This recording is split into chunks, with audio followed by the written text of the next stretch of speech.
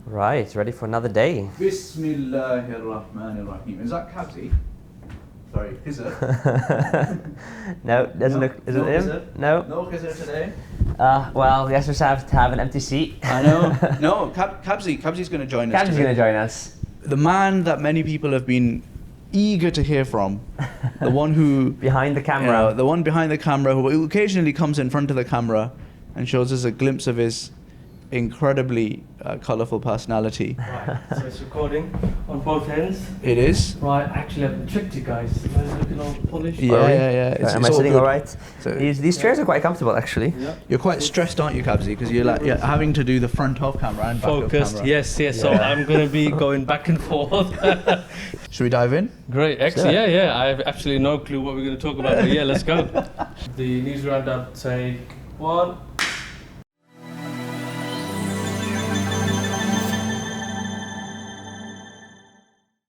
Right. Welcome everyone to the third episode of the IFG Weekly News Roundup, and we have today the wonderful Muhammad Al Talib, who you've seen before, the associate at IFG.vc, and a Will's lead. At Will's IFG. lead now as well, yeah.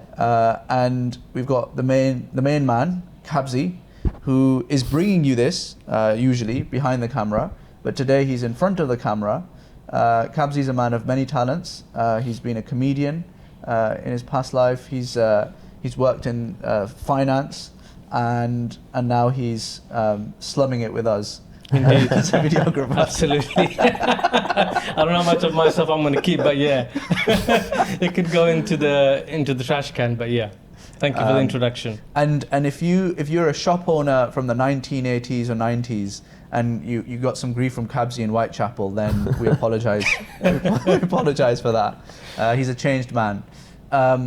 Right, so we'll kick off. So the first topic is A-level results and GCSE results. And I read a shocking statistic this morning, which is that over the last year, results have gone up by a dramatic from 46% to 70%. Is there a reason for that? What do you think, Kabzi? Are you happy? Are you unhappy about the inflation of A-level results and because I think what's happened is that now all of the A-level results are given on the predicted grades, as opposed to actual grades. So well, that was just this year, right? Because of COVID. Yeah, but it was last year as well, because that was when the exam season was. But this year has been the inflation. It's been an inflation, but I think last year was pretty bad as well. Right. But I think this year has gone mega bad because people have gamed the system properly. Yeah. Interesting. And it's a repeat of that same system, right? This year with A-levels and GCSEs. So I'm absolutely proud that everyone's done really well, especially within our Muslim and Asian community.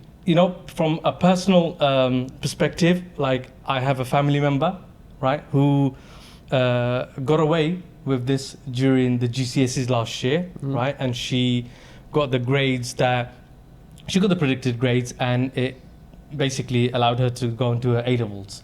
Now, when she started doing her A-levels, she did not concentrate as much or study as much or prepare as much, and I think she thought she would go scot-free and get these free grades, because being in the exam room and going through that experience is really, really important, and it's vital for life experience. And kids who have not had this experience in their GCSEs and on the way to their A-levels, they can have a tough time in real life and when they do their degree. Yeah, of course, 100%. So she flopped. Oh, did she? She flopped her first year.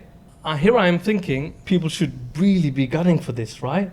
Try their best, and because predicted grades is not as stressful as sitting the real exam. I'm sorry. 100%. I think it raises a more holistic question as well. But what is the point of school and this kind of emphasis on grades?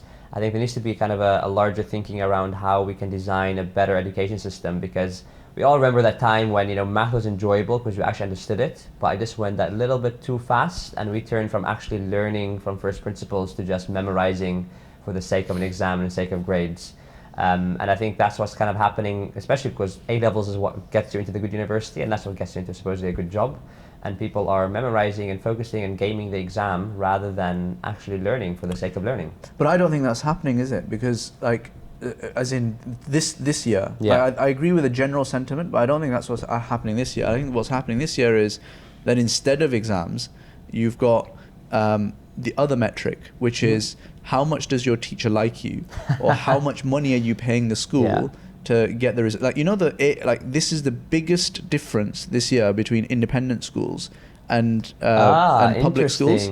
So, you know, the people who are paying money are getting the better grades. Yeah. And it could be a mixture of different things. It could be like, you know, the fact that they're paying and they get better education, and also that, you know, the teachers are more, you know, inclined to give them grades. But also they'll have more access to laptops and other extracurricular support that they may not have. And then they've got, you know, bigger workspaces, and that makes a big difference as well. So I don't know. I think I agree with what you're saying, but I think that what's happened here is that the metric for success has moved from exams to how much your teacher likes you, whereas it should probably be how good you are at understanding the subject. And that thing is separate from the other two. 100%. That's really interesting. But yeah, but good luck to everyone who's just completed the A-levels. Hopefully the bump in grades means that you have gotten into the university of your choice. You know, the other thing is, it's like really, I feel like it's slightly unfair as well, because, you know, now, because when everyone has A stars or 9s or whatever, then it's like, well, you know, now what? Yeah. You know, how it's partly, you know, exams are partly about, you know, differentiating between people as well. It's not like exams. Why do we do exams, right? Why do we care about how good a person did something? It's ultimately because it's a, you know, it's a signal of, you know, what that person's abilities are, and that's relevant for then, you know, their career and other things. But if you've got rid of that signal for employers and for universities, it becomes a lot harder to actually judge the person. Or, you know, but that's actually why I think to some degree it's a good thing, because there's a bit of a disruptor here. The universities have to rethink how they judge between students. I mean, what is that? Is it an Einstein quote, I think, about if you judge a fish by its ability to climb a tree, then, you know, it'll grow up his whole life thinking it's dumb. And that's kind of what exams do, kind of judges everybody on the same basis. And different people have, you know, learn in different ways and express the way what they learn in different ways. So maybe it'll be a good thing that universities actually start looking at alternative ways of judging a person's ability or capability. I you know, instinctively, my deeply held view on this is like probably like, you know, out of touch with the times, is that, and this is like the dare I say it, the Michael Gove in me coming out, which is I really like exams. Okay. I really dislike Michael Gove, but that's a separate point. I feel like if you're bright enough, and even if your skill set is something else, you'll work out a way to make it happen. We'll carry on. So Kabzi has to Kabzi has to check the camera every time, and then make sure that everything's recording still. We'll show you the first time. We'll probably cut it after this. So enjoy Kabzi's you know, a 360 view of Kabzi while it lasts. So what's next? I think we've got... this one's yours, isn't it? This is mine, in the new Ocean's 11, but this time, instead of it being a bank heist, it's all happening online. So $600 million worth of cryptocurrency has been siphoned from Poly Network by a hacker who is claiming he's doing this for the greater good and has promised to return the money. But last Wednesday, Poly Network rang the bells, begging essentially the crypto exchanges and miners who process the transactions to please, you know, somehow stop this hacker from, you know, transferring his tokens that he's stolen. So this is the new kind of bank heists that are happening these days, all online and all in full view of the entire internet. What's funny was that the hacker started communicating through the blockchain, so it's all public and everyone's watching this.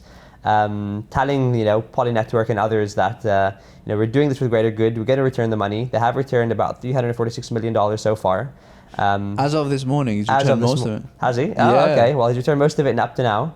And whether that was because of public pressure that everyone was watching this, and, you know, somehow, you know, you got these amateur detectives sleuthing, trying to find this person's IP address, and he kind of got cold feet and decided to return the money, or was he actually doing it for good? It would be interesting. But it just shows the volatility of the crypto market, and, you know, it's not as secure as you know. There's still many problems there, but this obviously has happened before. It's not the first time that these big things have happened. The most famous was with Ethereum back in 2016. Yeah. And they had, that big $50 million was stolen from the Ethereum network through a vulnerability.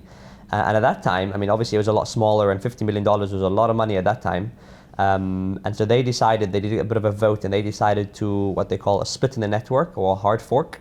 And they decided basically, any transaction before the stolen, we'll just ignore the transactions of the stolen amount, and we'll go back before the time and continue from there. But some of the hardcore believers in Ethereum said no, code is law, and we have to, if somebody stole the money, that was just what the code said, it's fair game. And so that's when Ethereum Classic came out. So you have Ethereum Classic, which acknowledged the 50 million, and Ethereum, which is the more popular one today, which has not reversed that. So did the Ethereum Classic mean that the thieves essentially got the 50 million? Yeah, but on a different token. So it's Ethereum Classic I think wasn't worth as much as the normal Ethereum. So that 50 million went down to like 20 million. I don't know how much it went down to exactly, to be honest, but obviously it was worth a lot less than it would have been. But I think this raises two kind of interesting observations. The first that's interesting is that law enforcement hasn't really been involved, at least not yet, in the Poly network, at least not publicly. Yeah. It's all kind of been the internet and like Poly network communicating with Binance and other commodity exchanges, and putting public statements to ask the hacker, please return the money. If this was an actual bank heist, you'd see like helicopters and the police getting involved, and it'd be a very much like on the news, whereas this is kind of just happening by the fly, which is interesting to see, and it also shows that we've moved maybe faster than governments have managed to move, and we're living in a new economy. Yeah. Go on, Kabzi. What I find astonishing is that I read, A, he says he's done this for fun. Mm-hmm. B, he doesn't care about money. Now, that's what they all say. No, that's unbelievable. Like someone who's got what? How many million? 600 million. 600 million. He does not care about money. Thirdly, apparently that it's going to be very difficult for him to launder that money via the crypto world, right? Hence, he had returned the money. But I think that's a really good thing, though, isn't it? Like the fact that for the first time, it's a big heist like that, because I think there's a lot more infrastructure around visibility onto the blockchain. So like ordinary people can now like Google and understand how to like actually look at the blockchain and actually view it. There's a really interesting YouTuber actually called Coffeezilla. All right. Really funny. Who he's like the internet detective, where he looks at like scam coins and he does exposés on these people who like YouTubers and others who have been pumping coins basically. Yeah. And he looks at their blockchain and he says, look, these guys have been like dumping this coin and just making money off you.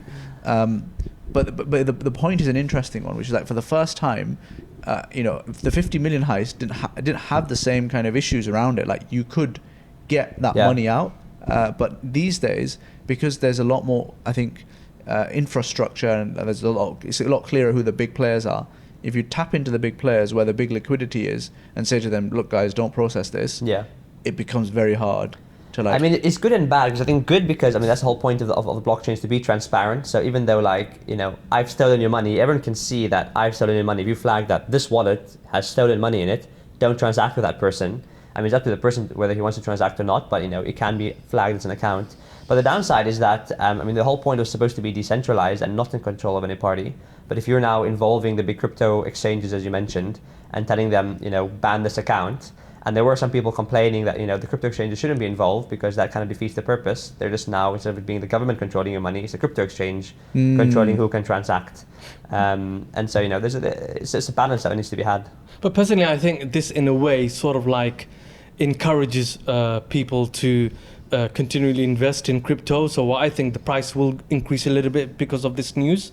It does, right? Anything that someone tweets or something they hear about, they start putting money into crypto on Bitcoin or whatever. But I think I want to look in a second, actually, see what the prices are on Bitcoin. The price did drop significantly when you stole the funds. Yes. But it's actually on the rise again. On the rise, especially Ethereum and Bitcoin.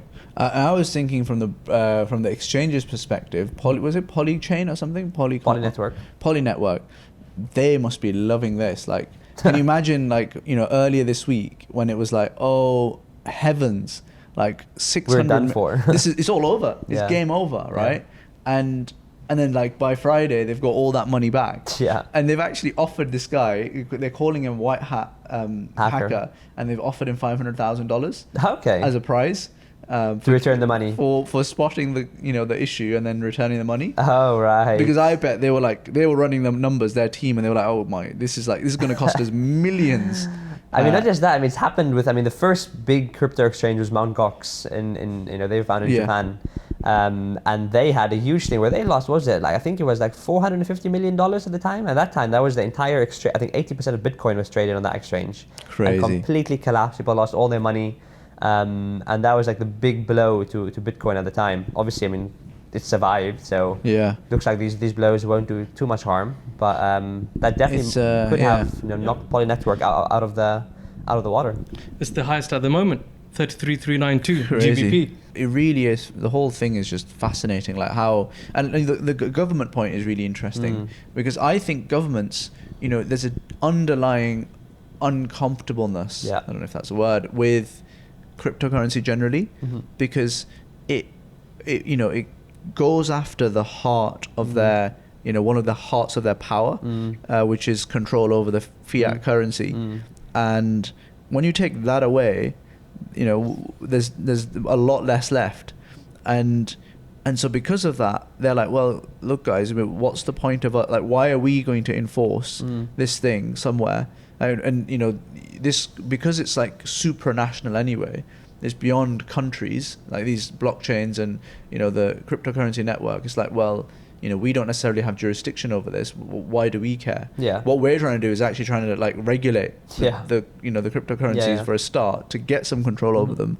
But if you mess up, then it's kind of your fault. It's your fault. But the saying, if you can't beat them, join them. So I think banks will eventually start up their own crypto. They are, Everyone 100%. will, more or less. The big boys, they will. I agree. I think that's a direction of travel. I mean, the Bank of England is working on their own cryptocurrency at the moment. I think a lot of different. Is that a fact? Yeah. So a lot of different different like central banks are working on something. So it makes sense. But I think the other point to make here is that I think the governments and the regulators, it's been a complete and utter dereliction of their duty to protect consumers, and it's and I think they're trying to, like, the FCA and others have come in and they've been like quite hard on certain cryptocurrencies, but because they're very ignorant about this, quite frankly, and about 5 years behind what the cutting edge cryptocurrency is, they are doing it in a really cack-handed way. So the FCA cracking down on Binance and making it like a persona non grata in the UK financial system has meant that people like Barclays and others have said, we're just not going to like let you transact with Binance, which has meant that essentially consumers are worse off. Like people who are using Binance are now worse off and feel less secure, and there could be a run on cryptocurrency in their assets as a result of all of this, caused by, bizarrely, the FCA. it just boggles the mind. I'm like, I get quite upset about this. No, 100%. But I think, it is a bit of a tussle here, because I think consumers at the same time who buy blockchain are like, we don't want to be part of the government, don't touch our money. And then when they lose their money, like, oh, where's the FCA now? So I guess you also have to choose, if you are transacting with Bitcoin and blockchain and cryptocurrencies in general, you should know what you're getting yourself into. I think we should move on to our next one. And this one is entitled "The Death of Office Working," and the death of, well, I guess it's not really the death of, it's the rise of flexible working and work from home. And obviously we're experiencing it at our office, right? Where as both members of all members of the team are, I think, coming to terms with what this means. And you guys are quite lucky. Maybe not for you as much, Kabsi, but some of you are quite young. That's not a slight on you. That's true. And That's true. I'm not young either, right? Thanks for the reminder. So for us, it's like, we are getting readjusted with the new world. Like I come from a corporate law world where a lot of places you're supposed to be in the office. You start late, 9:30, 10, 11ish. Not 11, but 10:30 is okay. It's pushing it, but it's fine. but then after that you're expected to stay late and stay late in the office for a long time. So there's that, be seen at your desk culture, and then you shift that to completely at home, where no one really knows what's like. You've got no visibility, and then now there's this like weird kind of hybrid situation going on. I'd love to hear your thoughts. Like, what have your experiences been like about this? I mean, the work from home, I love it, to be honest. I mean, we've always been, from the beginning, we were kind of a remote company. I think we dabbled in office for the first 2 weeks, and COVID hit, and so we've been remote for the past year and a half. And now, obviously, we have this amazing office. And what I quite like is the combination. So, like, when you want to work from home, you can. And when you want to come to the office and maybe be a bit more productive sometimes because you want that different space, you can. But what it means is that you just kind of, instead of you being forced to come to the office, even if you're feeling like, grouchy and not going to be productive and, just sitting there for the sake of sitting there, now you can actually balance that and go with, the times that you feel more productive and less productive. So I'm absolutely loving it so far. I think it's a great flexibility that you can have. And also, it saves so much money and time in commuting. Yeah. Put it this way, right? A scenario like this was a dream. I mean, I was in banking for 11 years. They still needed the whole team to be in front of them to give the morning pep talk or the huddle, or, they needed an audience in front of them. For me, I need to deliver. And also, there are measurables. Now, if I'm doing this within my time, and if I'm doing it at my own comfort, at home or wherever I am, I'm not going to clock in at 9 and clock out at 5 o'clock. I'm working till 8, 9, 10, 11. If you're going to tell me to come into the office, where I'm much more flexible in other ways, I'm going to come in at bang on 9, and I'm going to leave at 5 or whatever. 4:59. You know what I mean? I'm going to go, right? That's true. We're old boys now, right? Those days of calling in sick and coming in like late and saying my dog's chewed up the homework, or my cat's dead. Those days are gone, right? We're not going to do that, right? So, but it depends on who you hired, right? Yeah. So if you're hiring a young person who doesn't really care, is not really serious about the job, you're going to get that. But that's down to management to understand those. It's really about the culture. Those characters, the culture and the trust. But do you think, to counterpoint that, people like Goldman Sachs have said, look, we want you back in the office. Yes, they did. And even Google have said they're going to give you a pay cut now, if you don't come into the office. And I can see it from an employer perspective, which is that, you know that there is a benefit to having people in the office as well, because you get to create the culture for a start. Yeah. For us that's important. But then the other thing is that there is a certain something that you get from meeting someone in person that you wouldn't really get elsewhere. And I'm, at the same time, I'm not saying that the obvious outcome that's going to result is everyone back in the office. I just don't think that's going to happen. But at the same time, I don't think like a fully remote is where we're going to end up either. I think it's going to be a question of either the least flexible employers are probably going to be giving you 1 day a week to work from home, and the most flexible are going to be like you can work 4 days a week and 1 day in the office. But so I think that's the question. That's what we're discussing here. Yeah, I mean, although at the same time, that if it is you have to be in the office 1 day a week even, now you cannot meet, it means you cannot be anywhere else but in close proximity to the office. It means you cannot live abroad, you can't be a digital nomad, which I think a lot of people are also liking. And about in person, I don't think in person is going away, but it's more that your community and your work are now kind of separate. And so you're in person with people all the time, but your colleagues can be online or your work can be online. And there's a shift also in the nature of work. So Google, for example, I think they're doing a pay cut, but the nature of many engineers, and my neighbor works at Google, for example, he's loving it at home because as an engineer, you can be remote because your work is kind of your work. Yeah. And you just have to bang it out. And so he doesn't mind taking the pay cut because he saved so much more money. But it also raises this kind of larger question about governments and taxes and where you reside, because if I'm living 6 months of the year in one place and 6 months of the year in another place, where do I pay my taxes and how do I pay my taxes?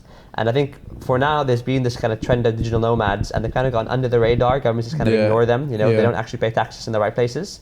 But if everybody starts doing this, government's going to say, well, hold on there. I know. We're going to start taxing you in the right places. I think it is job specific, right? There are many roles that needs for the employee to come into the office and conduct their role business. and their job, business, and whatever they need to do. Can you imagine if like a fireman said, "Oh no, I want to work remotely," Yeah. and he's just like on Zoom, like, "Oh, you move the hose that way a little bit." No, you missed it. You missed it back. Can you hear me? Can you hear me? You're laughing, but that's not too far away. We're gonna have like robotic, what do you call them, fire engines and drones with like things. There's gonna be a fireman sitting in his in his office on a computer, like moving the drone. And then it's already happening with the military, isn't it? You have these people in military uniforms, but they're sat in an office in the U.S. and they're controlling drones over That's true. Afghanistan. That's true. So as much as we're laughing, it's happening. It could, yeah, very, very true. Can I ask you a question? You can. Yeah. Very important question. Yeah. Where's Khizr? Trying to call him. No sign of No sign of him yet. Khizr! Anyway, I think, moving on to the next subject? Yeah, we should. Actually, one final one. Just instant thoughts on it. Yeah. Do you think companies should have to fund to kit out their employees' home office? 100%. Yeah. I mean, Okay, go on. if they were kitting them out at the office, and you're paying so much money for an office, and you have the desk and the chair and whatever else it is, and that's now gone, surely But you it's want. not gone. That's the thing. Yeah, I mean, I think it's a balance, because you have to see like what's the whole objective. Like, if you want your employees to be as productive as they can, and if you're going to skimp out on an office chair and get back problems, that's probably worse for you as an employer in the long run. Yeah. So rather, I mean, obviously it's a balance. You don't want to, you want to see the cost benefit. I mean, from a purely selfish point as an employer, you want to see the cost benefit. Okay. It's so, a very- so you're for it. What Yeah. about you, This is a Kevin? very good question, but who's asking this? I'm asking. Are this. you asking this? Or this is like, it's a... I mean, It's a Khizr thing wrote that it is down. out there. Khizr wrote it down, so I'm Yeah, asking. he has some agenda there. I'm just saying what Khizr is saying. All right, okay. So what do you think? Well, it's interesting. I mean, I think it's if you ask any employee who's working from home, they'll just say yes, yeah, of course. Yeah, but he has I'm to- not asking you as an employee. I'm asking you as an objective. You're an influencer, Kabzi. You're influencing at least 100 people.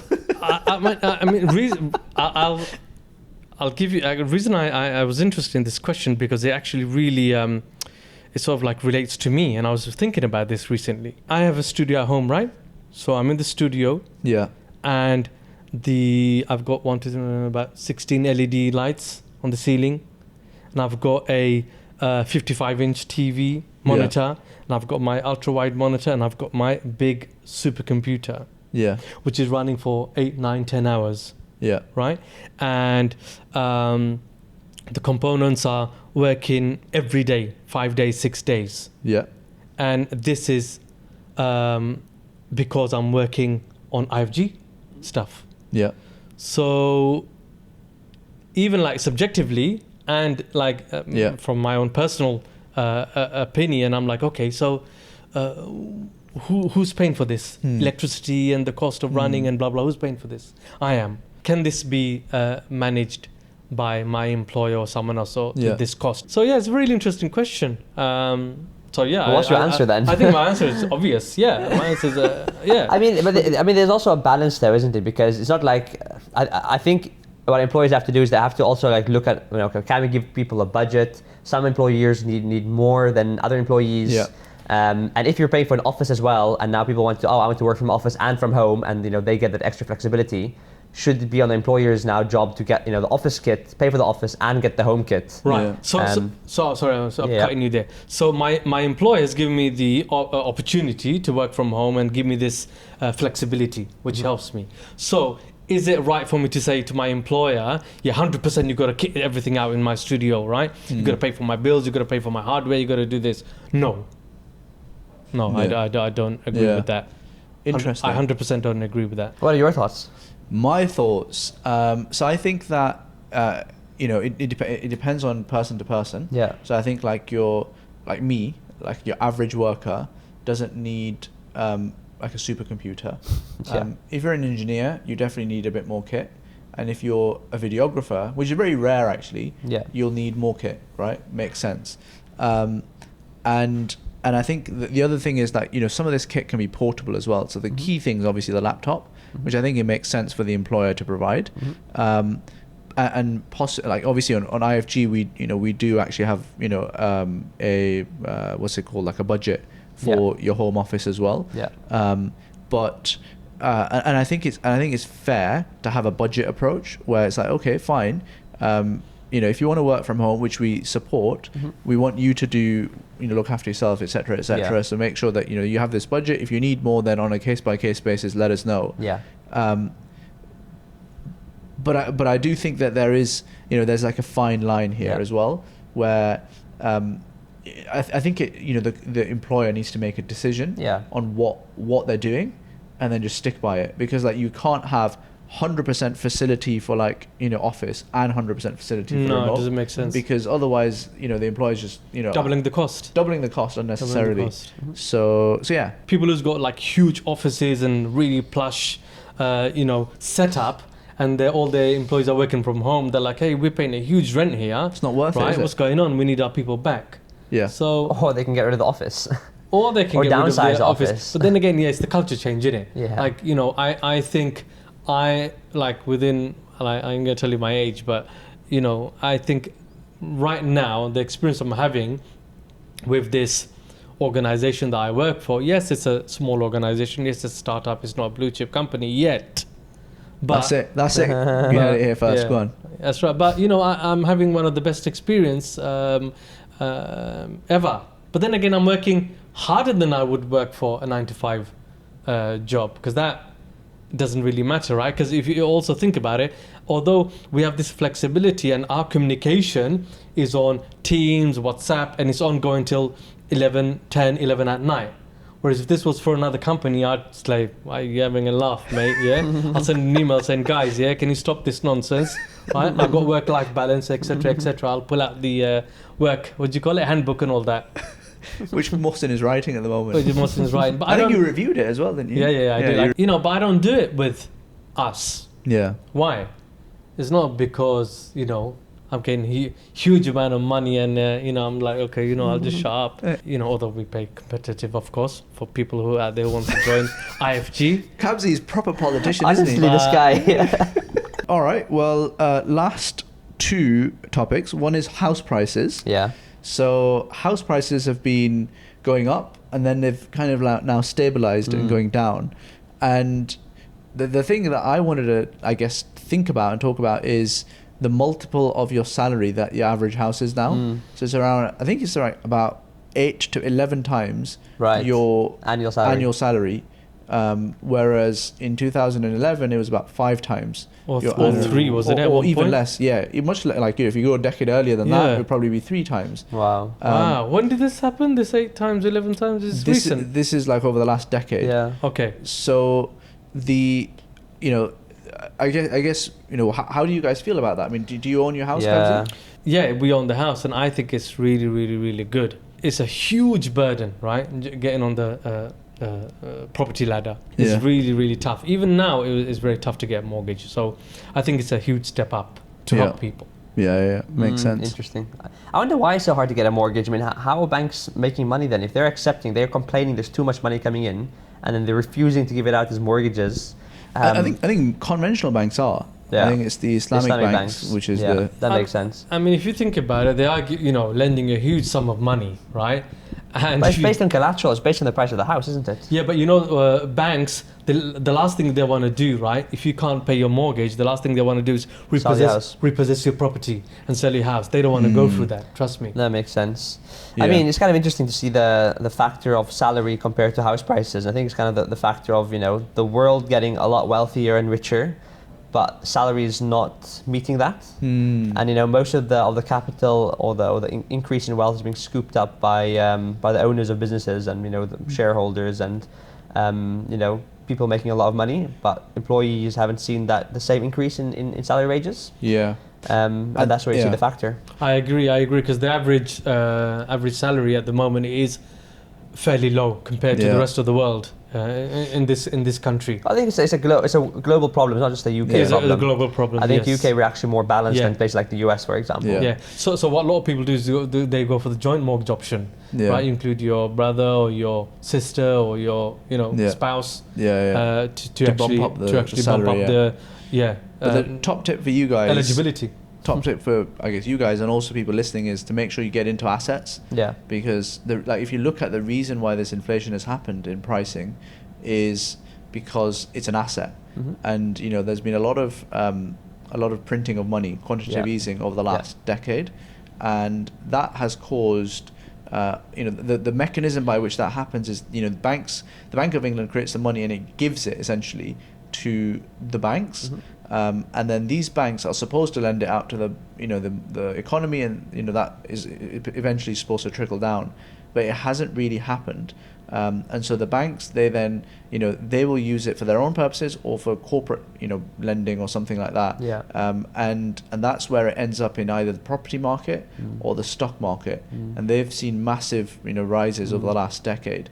Interestingly, over the last year, the COVID response has been direct to the consumer, and that's led to the rise of Robinhood and GameStop and all this other stuff. So you can see the direct correlation between who the government gives free money to and what happens. But the upshot is put your money in assets, because once the money is in assets, then it becomes relatively inflation proof, and this goes up over time. It'll kind of rise. Invest early, 100%. You want to have money working for you while you sleep. Last 2 minutes. Is the subscription economy getting out of hand, Mohammed? Well, we're seeing subscriptions everywhere. Pret launched a subscription for coffee. So, I definitely benefited from free trials there. So it seems to be infiltrating everywhere. I think there is a bit of subscription fatigue. I think also, buying a subscription is a lot harder. Like if I have to pay £6 for like a Netflix subscription, it's a bit more difficult for me to do than paying, £7 for a meal outside at a restaurant for some strange reason. So we're seeing it everywhere. Maybe a new business model will come out, but this seems to be the business model of the day. I think it's only the beginning. Really? Yeah. Okay, it's been happening for a little while now, but I think it's a start. Who's mainly started this for me is Adobe. Right. So you're paying about £1,700 to £2,400 for a suite of software programs, right? And you get to keep, right? But now you're paying, 50, 60 quid a month for the suite. Yeah. Right. And Adobe killed it. They smashed it in terms of revenue, right? Yeah. And then they used to launch an update once a year. Now they're launching an update every quarter or every couple of months. So it keeps the user engaged Really happy, and wanting more and more and more. Adobe smashed it. For me, I think Adobe set the benchmark for the subscription. And Microsoft is the same, right? It's all subscription now. Yeah. You should buy a copy of Word, and now it's really pay for interesting. months. And I guess what it does is it before it used to cost a lot of money to buy this stuff, right? 400, 1,000, whatever it was, and they've made it super cheap, per year. But you are paying them more. But you are paying them more over time. Yeah. Yes. Yeah. Because that's where it adds up. Yeah. And they also benefit because a bunch more people are now into the market, because someone may not be able to afford the 400, but they can, weirdly enough, afford the 50 quid a month, and suddenly they're in the market. Yeah. So you're getting money out of other people. I think from a business perspective, it's also really good because you can kind of plan now, because if you know that every month I have 100 customers, you can plan a bit more long term about this is what I need to do, this is how I can build my product, this is how I can plan the timing rather than being a bit more spontaneous. That's good. I think we're done pretty much on the subscriptions, right? Yeah. Actually, one more thing on the subscriptions. Isn't it, especially for desis, I found that they really don't like subscriptions. No, they don't. It's just it's fundamentally quite hard to part an Asian man with his money, and if you're, because like Mohsin, he was not he didn't want to pay £6 for a subscription to something, and he was like adamant that he didn't want to pay it. 100%. And I mean, Mohsin, to be fair to him, is a man that yesterday sent me to Westfield to buy a £2 headphones, and he said don't pay any more than £2 for them. So I went to the stall guy and I was like, okay, do you have like simple headphones? He was like, yeah, I've got it for £5. So I said, all right, let me call Mohsin, and I called him, and he said no. Amazon only sells it for £2. I know. And then Mohsin was like, no, don't do it. And the guy started laughing, and he's like, okay, tell him that if he can do £3, I'll give it to him. So I called him back again, and Mohsin was like, no, walk away. Serious? Walk away. So I walked away. So I mean, we are using that man as an example, but the point still remains, right? I think I feel uncomfortable subscribing to too much stuff. Yeah. I actually disagree with that. I think rest of the community non-Asian have become accustomed to that, the subscription culture. Yeah, it's within their budget. So you got Netflix, £6. You got Amazon Prime, another I don't know, whatever it is, £7, £8. Microsoft. Right? Then you got Disney. You got Yeah. Microsoft Word, which the Office that they pay £3-4. That's within their. Yeah. And these are all bite-sized amounts that they can digest. Yeah, they probably got about 5 or 10 apps on your phone. So I think there's a lot more room for the subscription culture because people have adjusted to that. Yeah, interesting. And if you say, and I agree with the Desi people, maybe our people maybe have not, but and maybe there's like a play here, perhaps we should wrap up, but maybe there's a play here about aggregating subscriptions together, because, and have just like mega subscriptions where, you know, you own this subscription and as a result of that, you own everything else as well. I mean, that was the whole point. So Netflix was supposed to be the subscription for all your films, and there's this aggregation. But then now it started to become disaggregated again, because now you have Disney Plus and Disney pulling their films from Netflix, and now you have all repeating, aggregation, disaggregation, aggregation. But then again, you hear this other company is gonna come through. I don't know, Sky or whoever. I'm not sure. They're gonna merge all these things together for you at a cost. Do you get it? Yeah, so, 21st Century, DreamWorks, Paramount, they're all going to have their own individual franchise. And then someone else is going to try to bring them together, and again, you pay them amount. And then we'll have the IFG Prime channel as well, coming out in about 5-10 years' time, inshallah. That's right. Well, on that bombshell, I think we should wrap up. Yeah. If you're still here, then please do like and subscribe, and guess in the comments below what you think Kabzi's age is, because he didn't reveal that. I've not had a haircut for a while. I need a haircut. Yeah, but it's black hair, isn't it? Okay, Pristine it's about black hair. this short. So imagine spikes, like East London pineapple haircut. Then guess my age. This actually puts on a few years. Oh, does it? Yeah. All right, okay, fine. So imagine Kabzi is with a pineapple haircut, and then guess his age. So if they guess the age right, what's in it for them? What's in it for them? They'll get my du'as. We'll give like some, I don't know, we'll give like a free subscription to the Fund Replicator. Okay, that's a good prize. That's actually a good that's prize. very decent. But they have to be very specific. They have to guess your exact age. Yeah. Yeah, pre-subscription Fund Replicator. They're saving. How much are they saving? If 180 quid. 180. Oh, there we go. That's a big one. That is a big one. That's yeah. Get guessing, guys. I know. All right. So on that note, then you have to guess exactly the age. Yeah. And what about the month? And the postcode as well. A month. Is it a month and No, the I age? think just the age. Just the age. Just the age. All right. Exact Great. age. Well, many thanks everyone, and until next time, Assalamu alaikum. Assalamu alaikum. And cut.